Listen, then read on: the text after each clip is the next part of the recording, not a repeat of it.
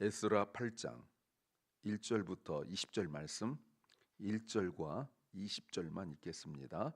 아닥사스도 왕이 위에 있을 때에 나와 함께 바벨론에서 올라온 족장들과 그들의 보게가 이러하니라. 20절, 또 느디님 사람 곧 다윗과 방백들이 주어 레위 사람에게 수종 들게 한 그 느디님 사람 중 120명을 데려왔으니 그 이름이 다 기록되었느니라. 아멘. 8장은 예루살렘에 돌아온 에스라가 아닥사스다 왕의 그 예물을 하나님께 드리는 그 내용입니다. 오늘은 에스라와 함께 돌아온 족장들, 그들의 족보, 그리고 제사장, 그 중에 레위인들을 나중에 합류시키는 내용이 있고요. 그리고 오늘 그 하인들, 종들에 관한 내용 이름이 기록되어 있습니다. 설교 제목은 변할 것이 있고 변하지 않아야 할 것이 있다. 변할 것이 있고 변하지 않아야 할 것이 있다. There are things that can change and things that must not change. There are things that can change and things that must not change. 이게 매우 중요하죠. 변해야 될 것과 변하지 말아야 될 것을 분별하여 안다는 것은 매우 어렵습니다. 그런데 늘 신앙의 위기 또는 인생의 위기는 변할 것과 변하지 않은 것이 서로 뒤바뀐 데서 오는 거죠. 변해야 될 것은 그렇게 변하지 않고 변하지 않아야 될 것은 금방 변하고 그러지 않습니까? 갈라디아 교회를 향하여 바울이 부르짖었던 그 말 기억나십니까? 너희가 그렇게 빨리 변한단 말이냐? 라는 그 안타까움.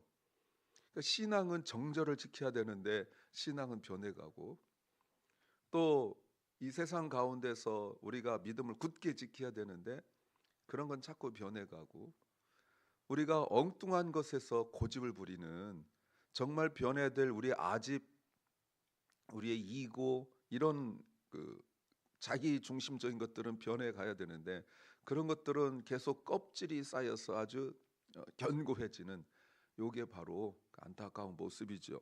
무엇을 알아야 될까요? 첫째는 만남이 중요하다. 만남이 중요하다. Meeting matters. Meeting matters. 오늘 1절에 에스라가 자기와 함께 예루살렘에 돌아온 사람들의 이름을 쭉 적습니다. 그런데 여러분, 몇 번을 읽어봐도요 입에 잘 붙질 않아요. 왜냐하면 유명한 분들이 아니거든요. 그리고 한번 찬찬히 정직하게 보세요. 몇 명이나 알 수 있을 것 같은가? 잘 모릅니다. 그런데 이분들이 누구예요? 이분들이 바로 위에서 이야기했던 것처럼 자원하여 에스라와 함께 온 사람들이에요. 이런 사람들이 바로 리더가 되는 겁니다. 7장 6절 말씀에서 에스라의 모습을 보시죠. 세상적으로 좋은 조건을 가지고 있던 사람입니다. 어느 정도였냐면 아닥사스다 왕 2세에게 왕에게 말한 것은 다 왕이 들어줄 정도의 위치에 있는 사람이에요. 여러분, 그러면 얼마나 대단한 권력자입니까? 지금 대통령 기껏해야 4년, 미국은 기껏 좀 길어야 8년, 이런 정도 하는 대통령 옆에서 있는 사람들이 얼마나 권세를 많이 부립니까? 이게 다만 짧게 하는데도. 그런데 왕 앞에서 말한 대로 다 들어주는 정도의 그 위치에 있다면 무서울 게 뭐가 있는 사람이에요? 전혀 없습니다. 그런데 그거를 내려놓고 오는 에스라는 어떤 사람입니까? 하나님의 성전을 위하여 믿음에 결단하는 사람이에요. 또 10절 말씀, 7장 10절 말씀에서도 하나님의 말씀을 연구하여 가르치기로 평생 작정한 사람. 세상적인 권력을 내려놓고 오는 것도 쉽지 않은데 말씀을 연구하여 그걸 가르치겠다고 결단한 것은 더 만만치 않은 일입니다. 왜냐하면요, 그 권력을 내려놓는 것도 어렵지만 가장 쉬운 방법이, 여러분, 에스라가 예루살렘에 와서 그 일을 해결할 때 가장 쉬운 방법이 뭐겠어요? 권력이죠. 권력 아닙니까? 그런데 그 권력을 사용하지 않고 말씀을 가르치겠다라고 말합니다. 그리고 7장 18절 말씀에서, 그리고 28절 말씀에서 하나님의 도우심으로 이 자리에 왔다라고 말하는 사람이지요. 이 사람이 자기 주변에 있는 사람들을, 대부분 높은 지에 있는 사람들은 자기 주변에 있는 사람들을 뭐 이렇게 생각하냐면 소모품으로 여깁니다. 내 권력을 유지하고 내가 원하는 것들을 해줄 수 있는 소모품에 불과해요. 그런데 물론 하나님께서 성령으로 감동시켜 기록한 거지만 그들의 이름을 하나하나 기록하고 있어요. 이 사람들 1절부터 14절까지 나와 있는데 이 사람들이 누군지 여러분 아십니까?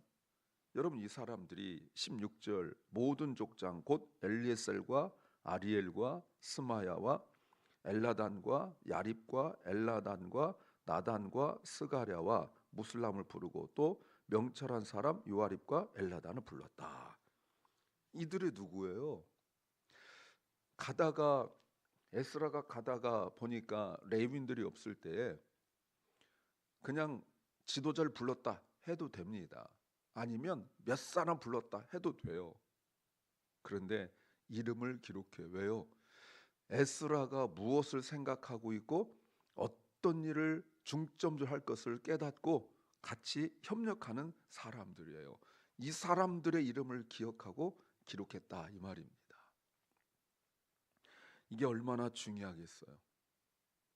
예수님도 수만 명 그 이상의 사람들이 몰려들었지만 그들을 데리고 정착하여 건물 짓고 목회하지 않으셨습니다. 주님은 여기저기 돌아다니셨지만 단 12명만 데리고 그들을 끝까지 가르치셨어요. 그리고 보십시오. 20절 하반절에 더욱 감사할 것은 그 이름이 다 기록되었다. 여러분, 이 사람들은 누구예요? 수종들게 한 사람들이에요. 그 사람들의 이름도 다 기록했어요. 그리고 17절 말씀에서 보시면 하나님의 전을 위하여 수종들 자를 데리고 오라 라고 가르치면서 이렇게 영적으로 무엇을 준비할 줄 알고 어디에서 멈추고 어디에서 계속될 줄 아는 이런 영적 지도자를 만나는 것이 매우 중요합니다. 당연히 목사로서 성도들을 이름을 기억하고 날마다 하루에 2번, 3번씩 기억하고 이름을 부른다는 것, 이건 당연한 일이죠. 어마어마하게 많은 사람들은 기억할 수도 없습니다. 사람 별로 안 되는데도 날마다 이름을 불러서 기도하지 않으면요, 이름 몰라요. 얼굴 보면 아는데 이쪽 쳐다보면 그 사람 이름을 몰라요. 왜요? 이건 단순한 기억력 문제가 아니라 이름을 불러가며 기도하지 않았기 때문에 그런 거 아니겠어요? 그래서 항상 이름을 기억하여 기도하는 그런 지도자 만나는 것이 매우 중요하다고 말할 수 있죠. 이 사람들이 여러분 왔는데 이분들이 바로 2차에 오신 분들이에요. 근데 여러분 아십니까? 1차에 비하여 3분의 1 수준도 채 안 돼요. 믿음에 결단한다는 것이 얼마나 어려운지 여러분 아시겠죠? 1차 이후에 80년이 지났다면 거기에서 또 정착하고 살고 그랬어요. 여러분 다시 보세요. 에스라는요, 아론의 16대 손이에요. 대제사장 가문이에요. 이런 분도 하나님께서 풀어주니까 세상에서 최고로 높은 지위까지 올라갈 수 있는 그런 사람이에요. 제가 가끔 말씀드리죠. 하나님께서 제사장과 레위인을 돈을 못 벌게 하고 성도들이 하나님께들이 헌금으로만 살아가러 해서 그 성전 안에 묶어놔서 그렇지, 만약에 풀어주면 세상에서 출세하고 돈 많이 벌고 살 사람 많아요.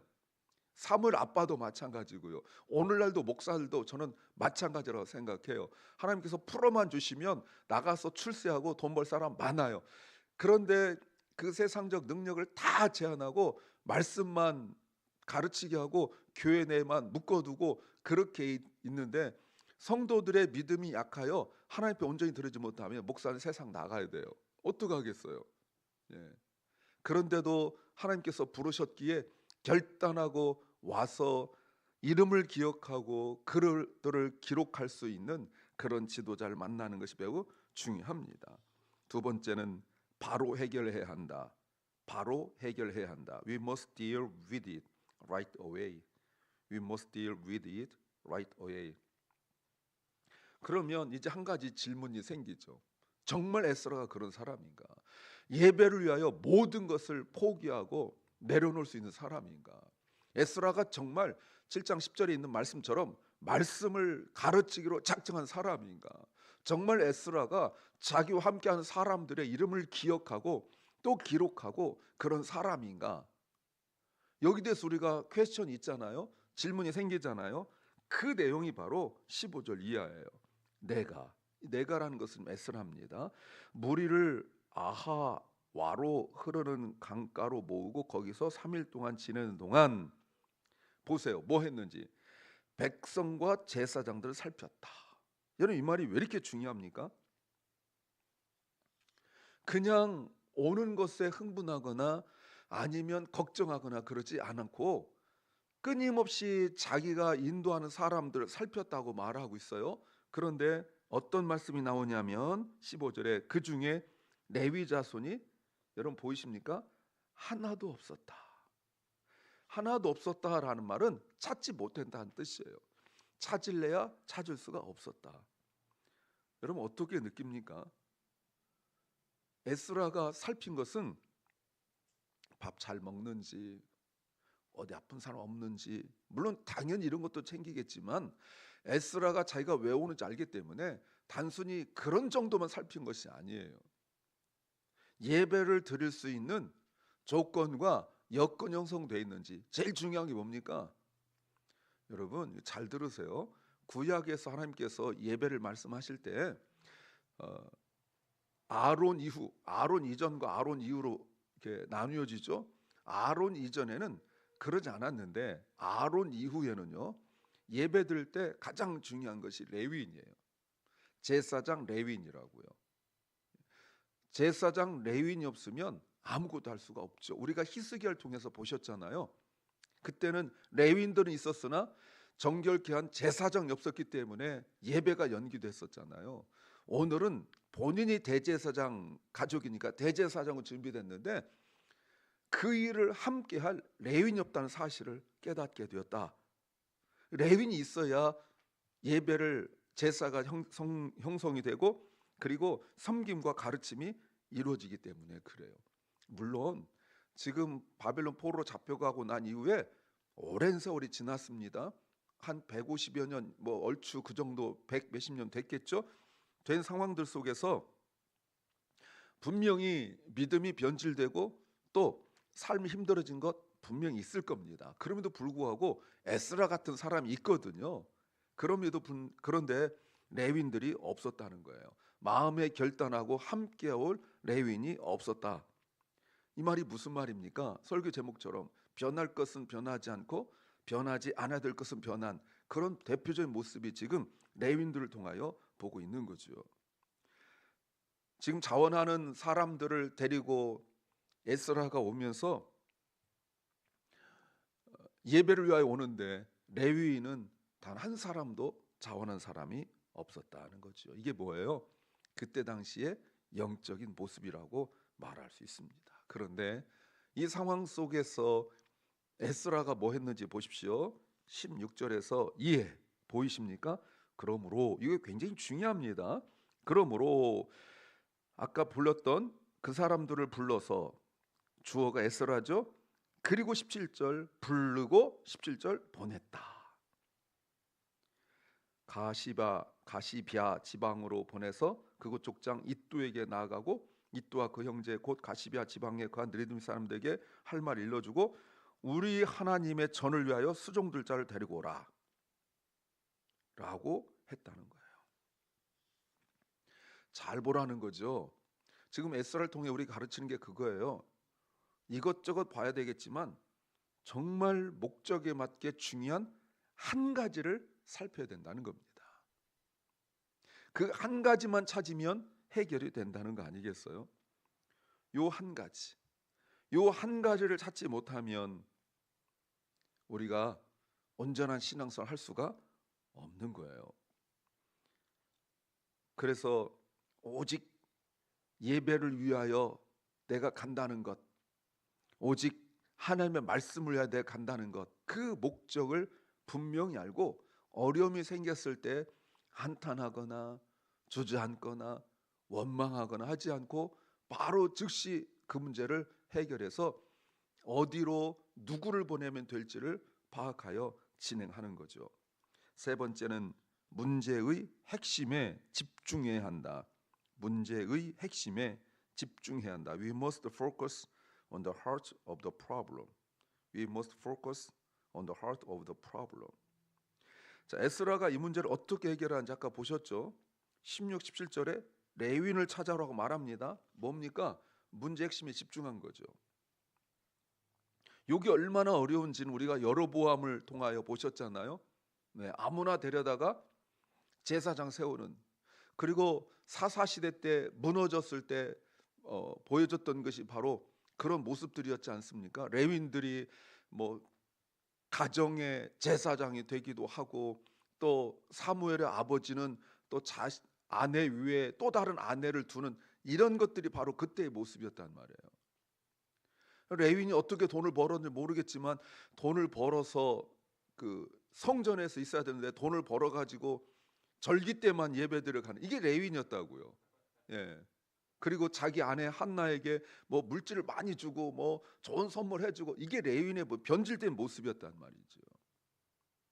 근데 에스라는 이 문제를 해결할 때 어떤 일에 집중해야 될지 명확하게 불렀어요. 그래서 16절을 다시 보십시오. 그 사람들을 부르고, 또 누굴 부르냐면 그 지도자 그룹은 아닌데 명철한 사람을 불러요. 명철한 사람. 그러니까 이게 뭡니까? 직위로 해야 될 일이 있고 명철하면 해야 될 일이 있어요. 직위를 할 사람들이 이름이 더 많이 있죠. 이 사람들은 그 직분으로 해야 될 일이 있습니다. 분명히 그 자리에 권위가 있어요. 그런데 명철한 사람들 불러서 이 일을 진행하도록 하죠. 근데 그들이 함께 할 일이 있습니다. 뭡니까? 예, 레위인들을 데리고 와요. 근데 18절 보십시오. 18절에 우리 하나님의 선한 손에 도우심 입고, 이거 특징이라고 그랬습니다. 7장 8장의 특징, 6번 나오는 특징 중에 하나예요. 저희 이스라엘 손자 레위 아들 말레 자손 중에서, 그 다음 보세요. 한 명철한 사람을 데려오고, 그리고 몇 명 나오죠. 여러분, 그들이 레위인이에요. 명철한 사람이 갔기 때문에 명철한 사람을 데리고 오는 거예요. 멍청한 사람이 가서 멍청한 사람 데려온 것이 아니라 명철한 사람이 가서 명철한 사람 데려오는 거예요. 그렇죠? 이거 너무 중요한 의도적인 표현이에요. 아무나 데려오라 하지 않습니다. 17절 말씀을 다시 보세요. 17절 말씀에 누구누구에 가서 일러주고, 17절 하반절에 우리 하나님의 성전을 위하여 수종들 자를 데리고 와라. 아무나 데려오는 게 아니에요. 레위인이라 해서 아무나 데려오는 것이 아니에요. 이들이 가서 레위인들을 첫 번째 찾았겠죠. 그리고 레위인들 중에서 하나님의 성전을 위하여 헌신할 사람을 찾아오라 고 해서 그들을 데리고 왔어요. 이게 헌신하기가 쉽지 않기 때문에 그런 거죠.